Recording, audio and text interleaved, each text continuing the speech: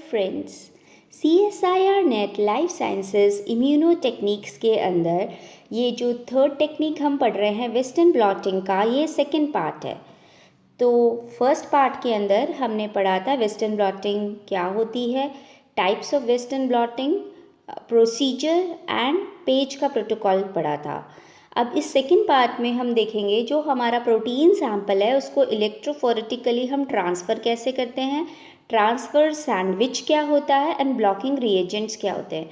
Third part में हम इसका antibody probing, washing, protein detection, stripping and probing, image analysis and application and limitations देखेंगे। And fourth part में हम CSIR NET से रिलेटेड प्रीवियस ईयर के क्वेश्चंस देखेंगे।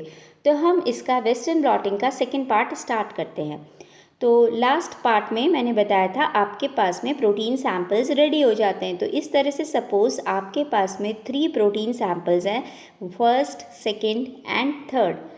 इन सैंपल्स को बेसिकली ये जो सैंपल्स होते हैं इनमें प्रोटीन्स भी हो सकता है या न्यूक्लिक एसिड भी हो सकता है। वेस्टर्न ब्लॉटिंग के लिए प्रोटीन होता है। अब ये जो सैंपल है इसको आप एक केमिकल डीनेचुरेंट के साथ में मिक्स करते हो। अब ये जो केमिकल डीनेचुरेंट होता है ये यूजुअली सोडियम डोडीसाइल सल्फेट होता है प्रोटीन्स के लिए, लेकिन अगर आप न्यूक्लिक एसिड की जेल इलेक्ट्रोफोरेसिस कर रहे हो तो आप यूरिया को यूज़ करते हो एज अ केमिकल डीनेचुरेंट। ये जो सोडियम डोडीसाइल सल्फेट या SDS हम यूज़ करते हैं, इसको क्यों यूज़ करते हैं? क्योंकि एक एन आयोनिक डिटर्जेंट है। तो ये क्या करता है, जो आपका जो प्रोटीन का स्ट्रक्चर होता है उसका सेकेंडरी स्ट्रक्चर या non disulphide link tertiary structure को डीनेचर करता है और फिर उसके ऊपर नेगेटिव चार्ज अप्लाई कर देता है ये डिटर्जेंट, जिसकी वजह से उसके मूवमेंट में ईज़ रहती है। इन टर्न फॉर अगर DNA आप यूरिया यूज़ कर रहे हो तो यूरिया क्या करता है, जो बेसिस के बीच में हाइड्रोजन बॉन्ड बने हुए होते हैं उसको ब्रेक डाउन कर देता है। इसके कारण जो स्ट्रैंड्स होते हैं, है ना, तो वो जो स्ट्रैंड्स होते हैं वो जुड़ नहीं पाते हैं, अनीलिंग उसकी रुक जाती है, क्योंकि ये जो यूरिया है ये hydrogen bonds between base pairs break down कर देता है। अब हम क्या करते हैं कि हमने SDS के साथ में ट्रीट कर लिया। अब इस सैंपल को हम 60 डिग्री सेल्सियस तक हीट करते हैं, जिससे उस प्रोटीन का फर्दर डीनेचुरेशन हो जाता है। अब हम एक ट्रैकिंग डाई यूज़ करते हैं। ट्रैकिंग डाई यूजुअली ऐसी होती है जिसकी हाई इलेक्ट्रोफोरेटिक मोबिलिटी होती है। फिर इसकी मदद से हमें ट्रैक पता चलता रहता है कि हमारा सैंपल जेल के अंदर कितनी दूर तक गया है। अब जो जेल है वो यूजुअली हम कौन सा यूज़ करते हैं, या तो आप एक्रिल अमाइड जेल यूज़ करते हो या बिस एक्रिल अमाइड जेल यूज़ कर सकते हो। और जो डीनेचुरेंट हम ऑप्शनल है, आप SDS यूज़ कर सकते हो फॉर प्रोटीन या यूरिया यूज़ कर सकते हो। इसके अलावा आपको एक बफर चाहिए होता है और एक स्पेसिफिक pH चाहिए होता है। जो रेशो बिस एक्रिलमाइड का और एक्रिलमाइड का हम यूजुअली यूज़ करते हैं वो 1:35 का होता है।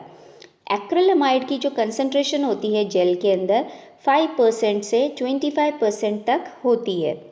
लोअर परसेंटेज के जो जेल्स होते हैं इनके अंदर ज़्यादातर बेटर रिजॉल्विंग पावर होती है अगर आप हाई मॉलिक्यूलर वेट के मॉलिक्यूल्स ले रहे हो। तो सपोज़ आपके पास में जो प्रोटीन है वो उसका हाई मॉलिक्यूलर वेट है तो आप लोअर कंसंट्रेशन का जेल यूज़ करोगे, लेकिन अगर आपके पास में लो मॉलिक्यूलर वेट के प्रोटीन्स हैं तो आप हायर परसेंटेज का जेल यूज़ कर सकते हो। जेल्स यूजुअली पॉलीमराइज किए जाते हैं 2 ग्लास प्लेट के बीच में, जिसको हम जेल कास्टर कहते हैं, और फिर एक कॉम्ब को इंसर्ट किया जाता है ताकि उसके अंदर वेल्स बन जाएं। ये हम प्रोसीजर देख लेते हैं। ये हमारा जेल कास्टर है जिसके अंदर हम जेल कास्ट करते हैं। तो सबसे पहला वाला प्रोसीजर हम क्या करते हैं, प्रोटीन सैंपल को बॉईल करते हैं 10 मिनट्स के लिए। उसके बाद में हम इसको ये जो हमारा अपैरेटस है इसको रेडी करते हैं, SDS बफर के साथ में उसको ट्रीट करते हैं। नेक्स्ट ये वेल्स क्रिएटेड है, यहाँ हम हमारा प्रोटीन सैंपल पोर करते हैं। अब इसके अंदर हम देख सकते हैं कि ये जो अलग अलग आपने सैंपल्स हैं 20 माइक्रोलीटर के सैंपल्स आपने इन वेल्स में एक पर्टिकुलर ऑर्डर में डाल दिए हैं। अब नेक्स्ट हम इसके ऊपर लिड लगाते हैं और फिर इलेक्ट्रोफोरेटिक इक्विपमेंट के साथ में इसकी लीड्स को इंसर्ट करते हैं। बफर सॉल्यूशन इसमें एडेड होता है। इलेक्ट्रोफोरेसिस कंप्लीट होने के बाद में आपका जेल इस तरह का दिख रहा होता है ग्लास प्लेट्स के बीच में। आप बहुत ही केयरफुली इन ग्लास प्लेट्स को सेपरेट आउट करते हो जिससे जो आपका जेल है वो ब्रेक डाउन ना हो। इस तरह से आपकी ग्लास प्लेट सेपरेट हो जाती है और आपका जो जेल है वो आपके पास में ऑब्टेन हो जाता है। तो SDS पेज के अंदर सपोज़ ये आपकी मेम्ब्रेन है, जेल है, जिसके अंदर ये वेल्स हैं 1, 2 एंड 3। तो ऊपर की तरफ नेगेटिव चार्ज होता है, नीचे की तरफ पॉजिटिव चार्ज होता है। हम वैसे ही इसे सोडियम डोडिसाइल सल्फेट से यूज़ ट्राई कर चुके हैं, तो प्रोटीन के सैंपल्स पे नेगेटिव चार्ज आ जाता है तो डेफिनेटली वो मूव होगा टुवर्ड्स पॉजिटिव चार्ज। तो इस तरह से आपके पास में हाई मॉलिक्यूलर वेट से लोएस्ट मॉलिक्यूलर वेट तक प्रोटीन जो है उसका मूवमेंट हो जाता है। तो जितने भी प्रोटीन्स हैं वो सेपरेटेड होते हैं और सोडियम डोडिसाइल सल्फेट प्रोटीन सैंपल को नेगेटिव चार्ज कंट्रीब्यूट करता है। तो जब आप जेल को रिमूव करते हो तो उसके बाद में आप स्टेन ऐड करते हो, 15 मिनट के लिए वेट करते हो और फिर आपका काम फिनिश हो जाता है। तो जेल को स्टेन भी करना होता है। स्टेनिंग आप अलग अलग स्टेन से कर सकते हो, जैसे फ्लेमिंगो से करोगे तो किस कलर का दिख रहा है, कुमाजी ब्लू, सिल्वर स्टेन, ओरियोल, सिप्रोब्रूबी या स्टेन फ्री, इस तरह से आपको जेल्स दिखेंगे। आप अलग अलग स्टेन इसके लिए यूज़ करते हो। नेक्स्ट स्टेप है प्रोटीन का ट्रांसफ़र। अब जेल जो है वहाँ से जब आप प्रोटीन को मेम्ब्रेन पे ट्रांसफ़र करते हो, ये प्रोसीजर कहलाता है प्रोटीन का ट्रांसफ़र। तो मेम्ब्रेन के पास में प्रोटीन के लिए हायर एफिनिटी होनी चाहिए और ये मेम्ब्रेन ऐसी मेम्ब्रेन जिसके पास प्रोटीन के लिए हायर एफिनिटी, ये नाइट्रोसेलुलोज की मेम्ब्रेन हो सकती है या पॉलीविलाइडिन डाइफ्लोराइड की मेम्ब्रेन हो सकती है।